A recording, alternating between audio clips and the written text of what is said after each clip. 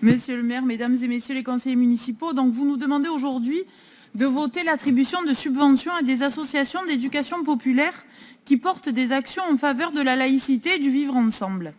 Bien évidemment, notre groupe votera favorablement cette proposition. Les piliers fondateurs de notre République sont la liberté, l'égalité et la fraternité. Ils sont, ou malheureusement devraient être, les supports du vivre ensemble. De nos jours, le vivre ensemble ne suffit plus. Il faut faire évoluer le vivre ensemble en bien vivre ensemble. Et le bien vivre ensemble, c'est le respect de chacun et de tous.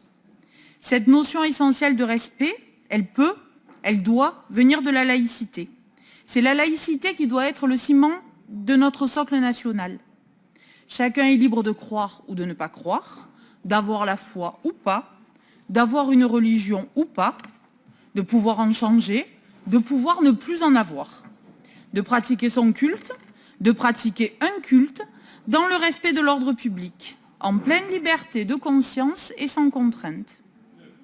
Ainsi, croyants, non-croyants, tous ont le même droit à la liberté d'expression de leurs convictions religieuses.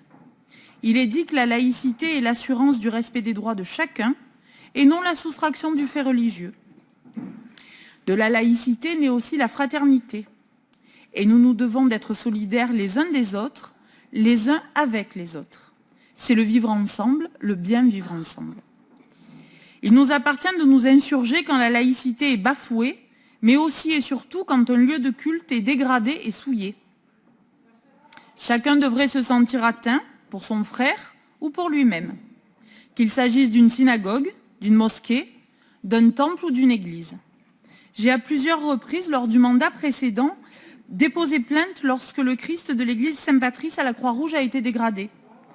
La semaine dernière, j'ai découvert avec horreur, après avoir été alertée en me rendant sur place, les dégâts faits sur le parvis de l'église des Réformés. La peinture rouge, couleur ô combien symbolique, qui a souillé le parvis, les marches, la statue de Jeanne d'Arc qui accueille les visiteurs et les croyants, les touristes de passage ou les amoureux d'architecture. C'est une église qui a été profanée, mais c'est aussi un bâtiment municipal et c'est un élément de notre patrimoine.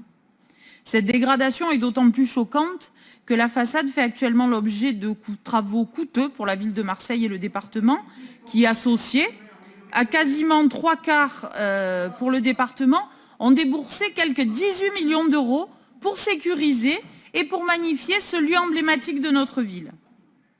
Acte christianophobe, acte à mettre au crédit de mauvais plaisantins, acte venant de désœuvrés, de déséquilibrés, acte imbécile et condamnable quoi qu'il en soit. C'était à souligner, monsieur le maire, pour le bien vivre ensemble. Ce bien vivre ensemble, celui qui permet à chaque citoyen de se voir garantir la liberté de ses opinions et de sa foi. Et je suis certaine que les associations subventionnées feront œuvre de pédagogie et notamment auprès des plus jeunes. Merci, monsieur le maire. Merci.